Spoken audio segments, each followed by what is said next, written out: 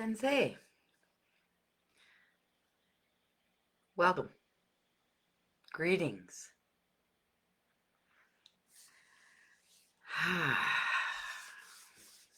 It's been a little bit weird trying to get online this morning. And I still have a lot of stuff going on in front of me that normally I don't. So it's a little different setup. I think Facebook has once again changed things. So adapt, adapt, which actually ties into connection. I wanted to talk a little bit about connection. Human beings were never designed to live life alone without support. You may choose to live your life single, you may choose to not have children. All of that is perfectly perfect for you. However, our bodies aren't even designed to live alone. We have no shell, we have no claws, we have no fangs. We walk upright with open bellies, like our belly is wide open. We could actually be, you know, and we are, unfortunately, harmed very easily.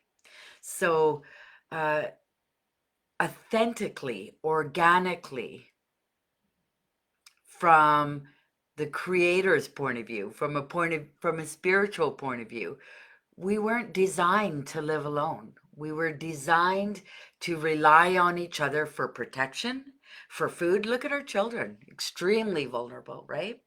So, organically, authentically, we were designed to be interdependent. Our children are totally dependent, but then as we get to be adults, we're interdependent. I depend on a farmer, I depend on hunters, or I depend on meats if I eat meat.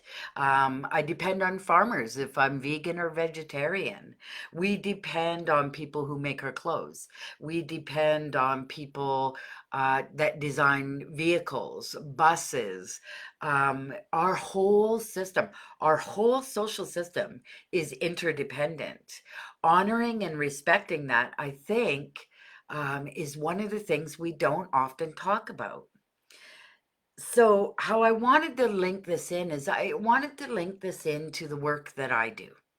Um, you know, there were many times in my life, so I'm going to share a bit from my personal life.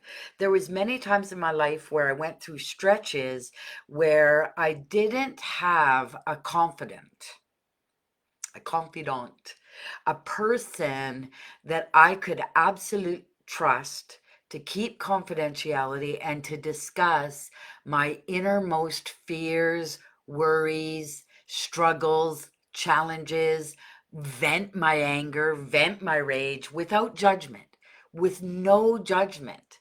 I even found that there were times that I would have a counselor and that counselor would display some kind of uh, judgment towards maybe I wasn't doing something right. Um, and I just learned that wasn't the counselor for me and that it's okay to move on. It's okay to say this doesn't work for me and move on, right? I've had clients that have said to me, this doesn't work for me, and they've moved on. And that is perfect.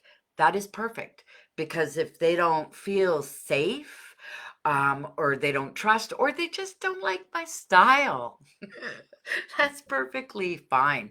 And it's better for everyone involved if they go free up their time to look for the person that works for them. So I wanted to share with you that there were times in my life where I didn't have support. And I felt, I did feel, especially when I look back in hindsight, holy smokes, I was suffering. I wasn't always aware. I'd kind of put on the very front, I can do this, or I actually don't need the support. I know what I'm doing. That was a big thing for me. I'm a strong woman. I am a strong woman. So it was like, I can do this. I know what I'm doing. I have the skills. I know what I'm doing. What I wasn't aware of is that there's always more to learn, always more to learn, and that strength comes in numbers, and that being validated, being heard, being seen matters. It matters phenomenally, matters.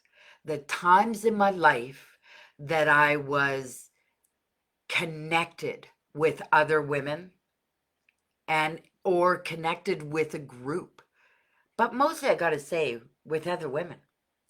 The times in my life when I had support one-on-one with someone or in a group were the most, how would I say, I had the most growth.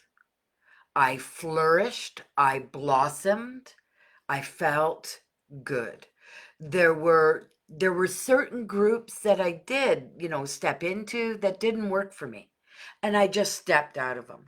And sometimes I was really sad about that. Sometimes I was conflicted about that. Sometimes that was a hard thing to do, was to pull myself back.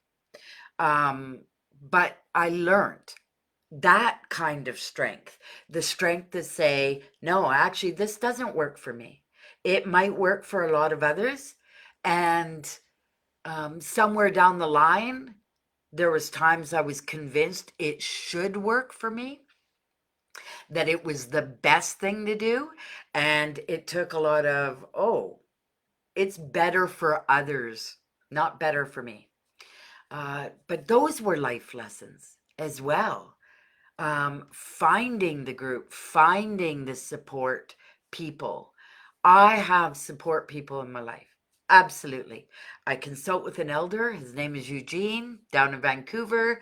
He works out of the Indigenous clinic that I go to. Um, I work with an SE practitioner, Amanda, somatic experiencing practitioner. Absolutely. I'm trained in somatic experiencing. That doesn't mean I don't need support. And let me see, who else? Well, I do. I actually participate in the women's healing circle that I facilitate. The women in that circle, I mean, we're in a circle for a reason. It's about equality. I am not the the end all and be all in that circle. So many of the women bring powerful gifts and wisdom to that circle. So I'm receiving at the same time. I receive, through osmosis in the sweat lodge that I pour. Let me see, who else do I have for support? Uh, uh, Cranial sacral work. Um, I have a chiropractor. Um, when it comes to working through trauma, oh, I have shamanic practitioners. What am I thinking? Christina Pratt and Betsy Bergstrom. I've Aditi, who is my naturopath, but also a shamanic practitioner. So, yeah, actually, I get a lot of spiritual support. So, what I'm saying to you is, it is not a sign of weakness. It is a sign of honoring and strength. It is honoring the indigeneity within you. And I am using the word indigenous to describe the peoples of Turtle Island, but I'm also using the word indigenous to describe the indigenous wisdom that all people carry in their blood and bones. Uh, before we were told that our wise woman ways, our indigenous ways, were wrong, before our countries and our peoples, I want to say before our lands and our peoples were colonized, before that, there is an ancient blood and bone memory in our bodies, and that is part of the connection.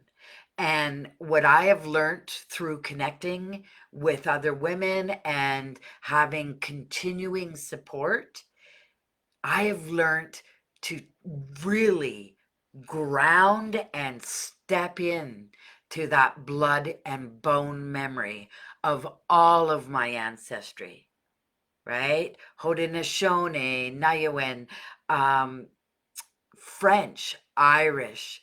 There's, and I hear the grandmothers whisper Gallic, that there is, ancestry from way back when in Europe in the old times. And that resonates for me. And the blood and bone memory that I have been able to access through the support of the people in my life, especially the women in my life, is invaluable and precious. So that's why we see life coaches. That's why we learn hypnosis, how to go deeper into our blood and bone memory. Yeah, deeper, because it's in the unconscious that memory exists. How to bring that up into our conscious awareness.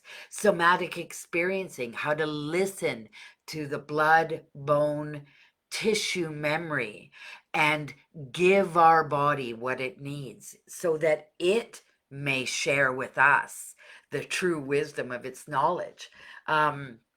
Holy smokes, there's just so much. It's so rich.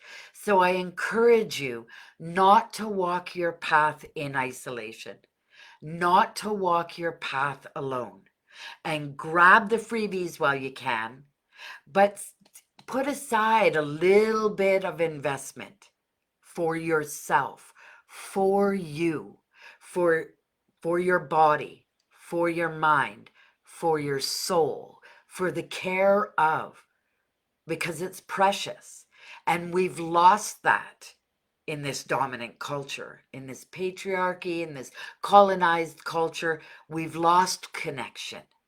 We're so busy that we're not putting aside that time and that investment, going to a circle once a month or seeing somebody that can really support you and lift you up once every couple of months, getting that fix, that fix of being seen, solidarity, being seen, being listened to.